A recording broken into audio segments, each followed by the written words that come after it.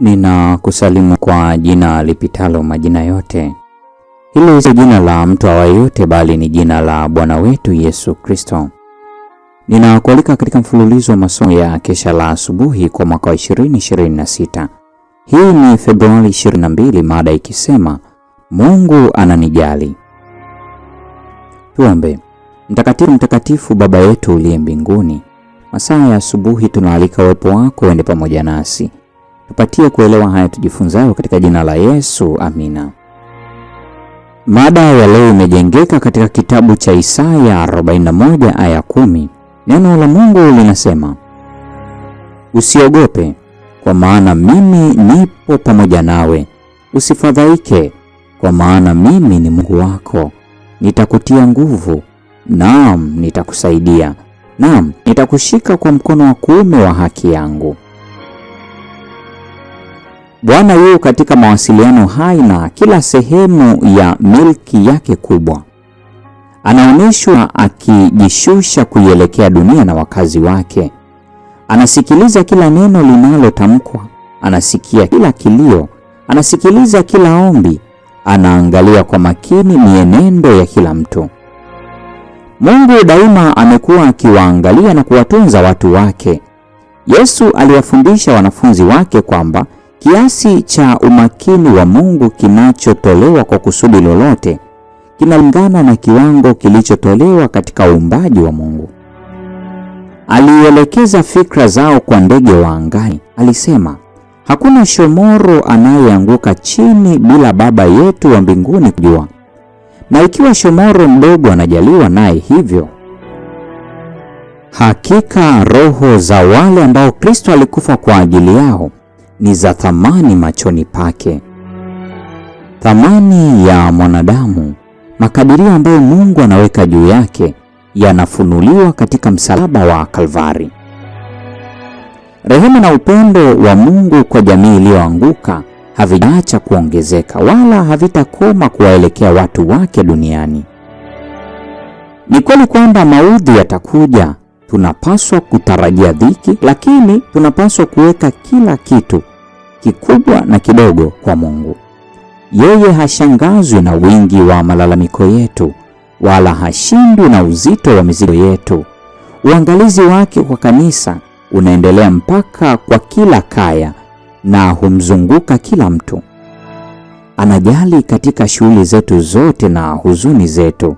Anazingatia kila chozi. Anaguswa na hisia za udhaifu wetu.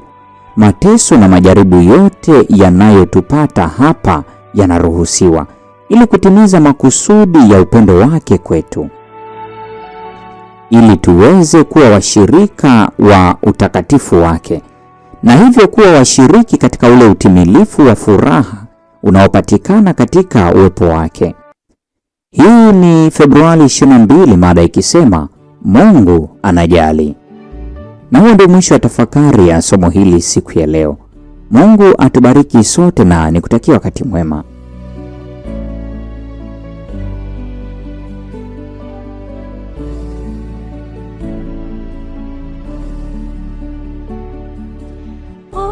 Tena Yesu nina furaha, anitumapo Yesu ndio raha, asipokuwapo hapa nifai, akiwapo Yesu mimi sitishwi. Popote sina mashaka, popote na Yesu naweza kwenda. Popote sina mashaka, popote na Yesu naweza kwenda.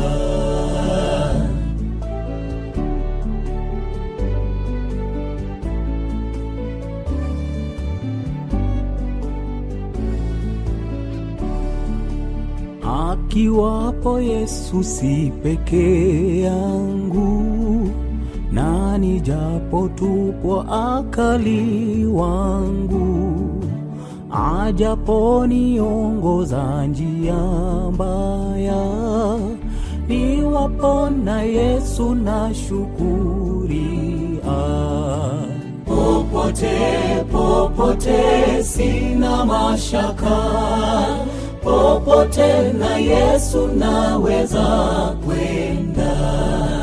Popote, popote sina mashaka, popote na Yesu naweza kwenda.